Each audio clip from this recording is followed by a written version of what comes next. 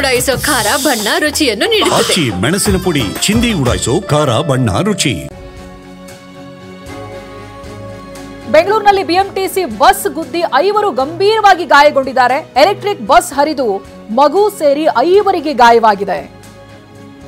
ಪೀಣ್ಯ 2ನೇ ಹಂತದಲ್ಲಿ ಬೆಳಗ್ಗೆ 8:45ಕ್ಕೆ ನಡೆದಿರುವಂತಹ ಘಟನೆ ಇದು.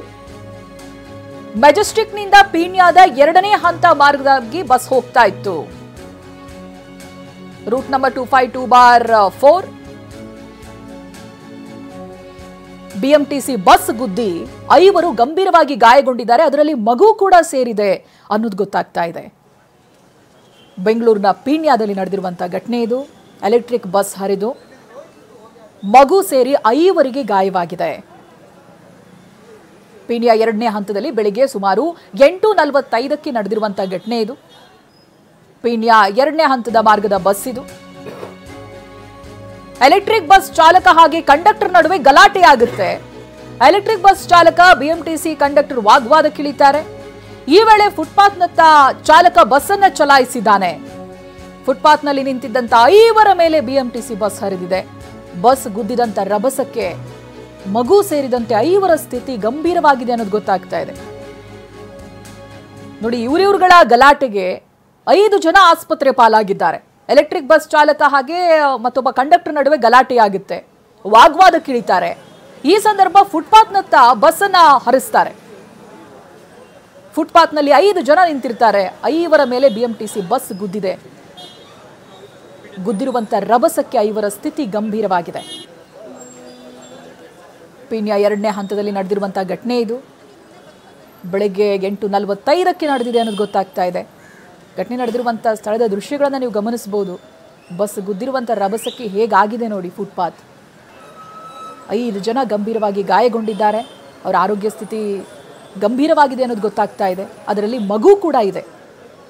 5 ಪೈಕಿ 1 ಮಗು.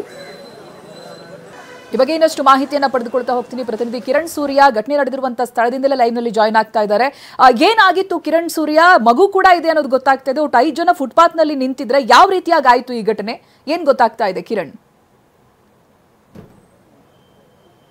ಹೌದು ಚೈತ್ರ, ಇವತ್ತು ಬೆಳಗ್ಗೆ 8:45 ಸುಮಾರಿಗೆ ಪೀಣ್ಯದ 2ನೇ ಹಂತದಲ್ಲಿದ್ದಂತಹ ಫುಟ್ಪಾತ್ನ ಮೇಲಿದ್ದಂತಹ ಕ್ಯಾಂಟೀನಿಗೆ ಬಿಎಂಟಿಸಿಯ ಎಲೆಕ್ಟ್ರಿಕ್ ಬಸ್ ಗುದ್ದಿ ಕ್ಯಾಂಟೀನಲ್ಲಿ ತಿಂಡಿ ತಿನ್ಲಿಕ್ಕೆ ಬಂದಂಥ 4 ರಿಂದ 5 ಈಗಾಗಲೇ ಕೂಡ ತೀವ್ರವಾಗಿ ಗಾಯವಾಗಿದೆ ಅನ್ನುವಂಥ ಒಂದು ಮಾಹಿತಿಯನ್ನು ಈಗಾಗಲೇ ಸ್ಥಳೀಯರು ಹೇಳ್ತಾ ಇರುವಂಥದ್ದು. ಸದ್ಯ ನಾನು ಈಗಾಗಲೇ ಸ್ಥಳದಲ್ಲಿದ್ದೀನಿ, ದೃಶ್ಯದಲ್ಲಿ ತೋರಿಸ್ತಾ ಇದ್ದೀನಿ. ಎಷ್ಟರ ಮಟ್ಟಿಗೆ ಅಂತ ಹೇಳಿದ್ರೆ ಆ ಎಲೆಕ್ಟ್ರಿಕ್ ಬಸ್ಸಿನ ಗುದ್ದಿದ ರಭಸಕ್ಕೆ ಕ್ಯಾಂಟೀನ್ ಚಲ್ಲಾಪಿಲ್ಲಿಯಾಗಿ ಪಕ್ಕದಲ್ಲೇ ಫುಟ್ಪಾತ್ನಲ್ಲಿದ್ದಂತಹ ಅರಳಿ ಮರ ಈಗಾಗಲೇ ಕಟ್ಟಾಗಿರುವಂಥದ್ದು. ಸಂಪೂರ್ಣವಾಗಿ ಕ್ಯಾಂಟೀನ್ ಚಲ್ಲಾಪಿಲ್ಲಿ ಆಗಿದೆ. ನೋಡಿ ಎಷ್ಟರ ಮಟ್ಟಿಗೆ ಅಂತ ಹೇಳಿದ್ರೆ ಸಂಪೂರ್ಣವಾಗಿ ಕ್ಯಾಂಟೀನ್ ಚಲ್ಲಾಪಿಲ್ಲಿ ಆಗಿರುವಂಥದ್ದು. ಕ್ಯಾಂಟೀನಲ್ಲಿ ತಿಂಡಿ ತಿನ್ನಲಿಕ್ಕೆ ಬಂದಂತಹ 4 ರಿಂದ 5 ಜನರಿಗೆ ಈಗಾಗಲೇ ಖಾಸಗಿ ಆಸ್ಪತ್ರೆಯಲ್ಲಿ ಚಿಕಿತ್ಸೆ ಮುಂದುವರೆದಿದೆ.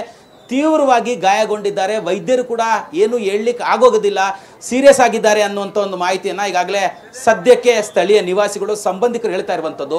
ಈಗ ಬಸ್ಸು ಎಷ್ಟು ರಭಸವಾಗಿ ಗುದ್ದಿತ್ತು ಅಂತ ಹೇಳಿದ್ರೆ ಅಲ್ಲಿದ್ದಂತಹ ಸಿಲಿಂಡ್ರು, ಸ್ಟವ್, ಬಾಂಡ್ಲಿ ಎಲ್ಲವೂ ಕೂಡ ತುಂಬ ದೂರಕ್ಕೆ ಬಿದ್ದಿರುವಂಥದ್ದು. ಈ ಘಟನೆಗೆ ಕಾರಣ ಏನಂತ ಹೇಳಿದ್ರೆ BMTC electric bus driver, conductor ಇಬ್ಬರೂ ಕೂಡ, ಅಂದರೆ ಡ್ರೈವರ್ ಏನೋ ತಿಂಡಿ ತಿಂತಾ ಇದ್ದ, ಕಂಡಕ್ಟ್ರು ಈ ಸಂದರ್ಭದಲ್ಲಿ ಬಸ್ಸನ್ನು ಚಲಾಯಿಸಲಿಕ್ಕೆ ಮುಂದಾಗಿದ್ದ.